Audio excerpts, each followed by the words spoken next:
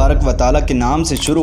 जो बड़ा मेहरबान और नहायत रहम करने वाला है। नाज़रीन मोहतरम, अल्लाह तबारक व तआला कुरान पाक में इरशाद फरमाता है, और इस दिन से डरो जब कोई किसी के कुछ काम न आएगा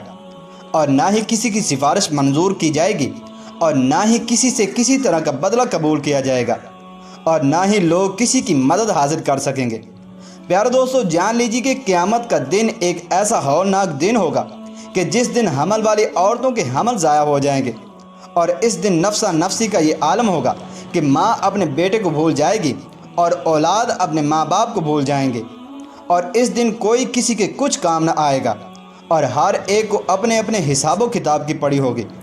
और हर एक इंसान अपने अपने नामा आमाल के मुताबिक अपने अंजाम को पहुंचा दिया जाएगा। प्यारे दोस्तों, इस बात पर हर किसी का ईमान है कि इसने मरने के बाद रोज़े क़यामत उठना है और अपने अपने आमाल का बदला लेना है। लेकिन आज की इस मालूमाती वीडियो में हम आपको बताएंगे कि मरने के बाद बच्चों का हिसाबो किताब कैसे होगा, और क्या बच्चों से कब्र के अंदर भी सवालों जवाब किए जाएंगे,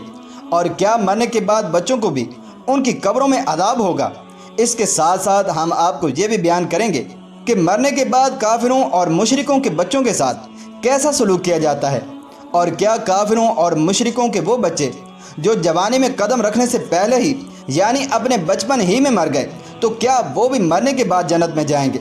और अगर कोई मासूम बच्चा कुफर कर दे तो किस उम्र में इसका कुफर का एतबार होगा। नाज़रीन मोहतरम, इन तमाम सवालात के जवाबात कुरान और हदीस की रोशनी में और इसके अलावा बहुत सी दूसरी मालूमात आज की इस वीडियो में पेश की जाएगी। लिहाजा आपसे दरख्वास्त है कि आप हमारी इस वीडियो को एंड तक मुलाहिजा फरमाइए। प्यारे दोस्तों, इस दुनिया को छोड़ने के बाद इंसान को सबसे पहले जिस घर में दाखिल किया जाता है वो कब्र है। जान लीजिए कि कब्र आखिरत की मनाजिल में से सबसे पहली मंजिल है, और कब्र ही से हर इंसान का हिसाबो किताब शुरू हो जाता है। और जो कोई कब्र के इम्तिहानात को पास कर लेता है तो इससे आगे आने वाले इम्तिहानात इसके लिए आसान हो जाते हैं,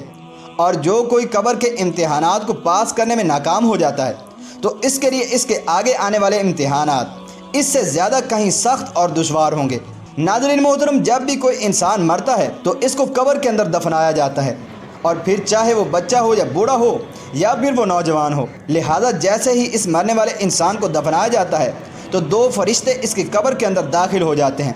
जिनको नकीरैन यानी कि मुनकिर और नकीर कहा जाता है। ये फरिश्ते इस मरने वाले शख्स से सवालात करते हैं, और वो मरने वाला इंसान इन फरिश्तों के सवालों के जवाबात देता है। अगर मरने वाला इन फरिश्तों के सवालों के ठीक ठीक जवाब दे देता है तो इसको जन्नत की खुशखबरी सुना दी जाती है,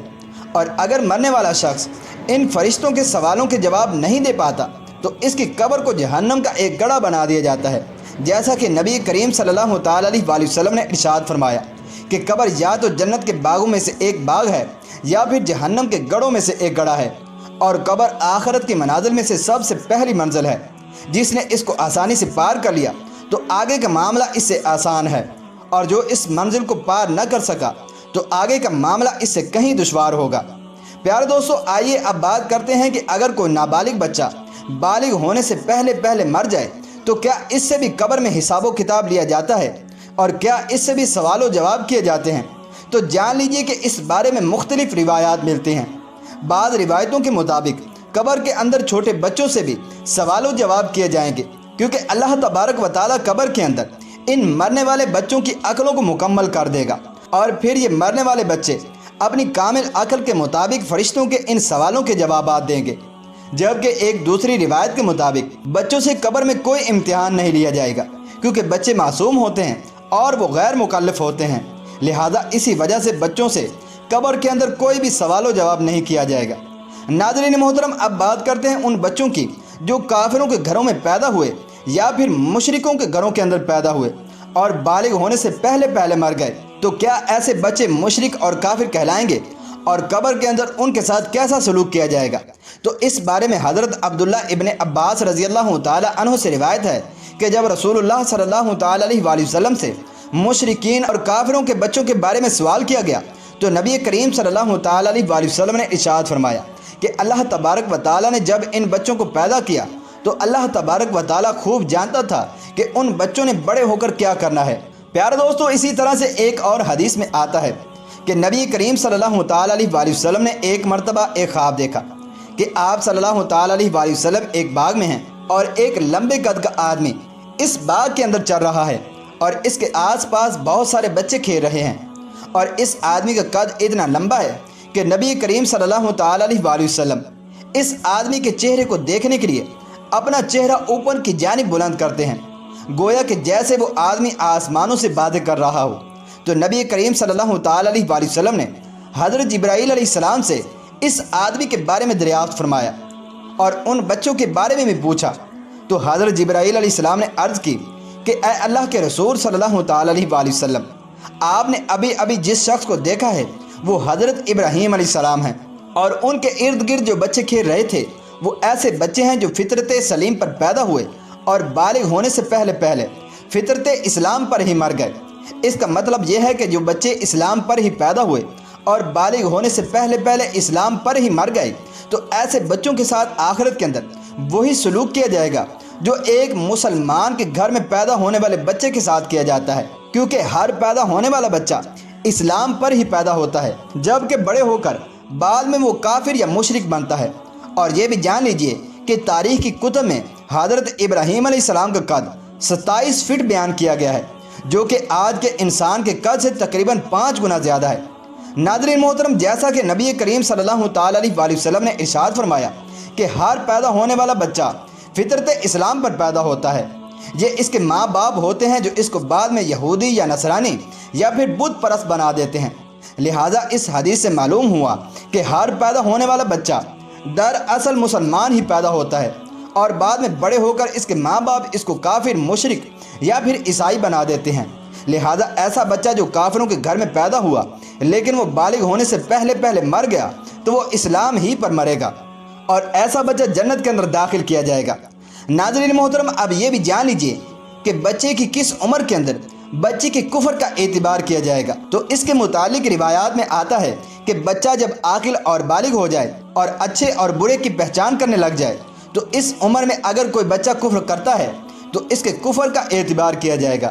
اور وہ بچہ کافر ہوگا۔ اور علماء کرام بیان فرماتے ہیں کہ اگر کوئی بچہ 7 سال کی عمر میں کفر کرتا ہے تو اس کے کفر کا اعتبار کیا جائے گا اور وہ بچہ کافر کہلائے گا۔ پیارے دوستو، اب بات کرتے ہیں کہ کیا کافروں اور مشرکوں کے بچے جنت میں جائیں گے یا نہیں، اور اگر یہ جنت میں جائیں گے تو جنت کے کون سے مقام میں ان کو رکھا جائے گا۔ پیارے دوستو، اس کے بارے میں بھی مختلف روایات ملتی ہیں۔ بعض روایات کے مطابق جس طرح مسلمانوں کے بچے جنت میں جائیں گے اسی طرح سے وہ بچے بھی جنت میں جائیں گے جو پیدا تو کافروں کے گھروں میں ہوئے لیکن بالغ ہونے سے پہلے پہلے فوت ہو گئے۔ تو اللہ تبارک و تعالیٰ ان معصوم بچوں کو جنت کے اندر داخل فرمائے گا، کیونکہ اللہ تبارک و تعالیٰ کا ارشاد ہے کہ وہ کسی کو جنت یا جہنم میں داخل نہیں فرمائے گا جب تک کہ اس کو اعمال کا مکلف نہ بنا دے، اور نابالغ بچے اعمال کے مکلف نہیں ہوتے۔ لہذا اسی وجہ سے اللہ تبارک و تعالیٰ ان معصوم بچوں کو بغیر حساب و کتاب کے جنت کے اندر داخل فرمائے گا، جبکہ بعض روایات کے مطابق کافروں اور مشرکوں کے معصوم بچے جنت میں تو داخل ہوں گے لیکن یہ جنت میں جنتی مسلمانوں کے بچوں کے ماتحت ہوں گے اور ان کے خادمین کی ذمہ داری سر انجام دیں گے۔ ناظرین محترم، اس روایت کے بارے میں بعض علماء کا یہ قول ہے کہ یہ روایت معتبر نہیں، جبکہ بعض علماء کرام اس مسئلے پر خاموشی اختیار کرتے ہیں، اور اس کے بارے میں ان کا یہ کہنا ہے کہ اللہ تبارک و تعالیٰ ہی بہتر جانتا ہے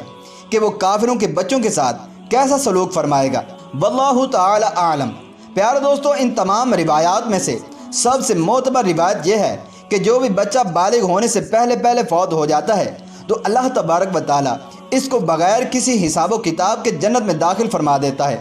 اور بالغ ہونے سے پہلے پہلے مرنے والے تمام بچے حضرت ابراہیم علیہ السلام کی کفالت میں ہوتے ہیں، اور حضرت سارہ رضی اللہ تعالیٰ عنہا بھی ان کی کفالت فرماتی ہیں، اور ان بچوں کو حضرت ابراہیم علیہ السلام کے پاس رکھا جاتا ہے، اور جب ان کے والدین ان کے پاس پہنچتے ہیں تو پھر ان بچوں کو ان کے والدین کے سپرد کر دیا جاتا ہے۔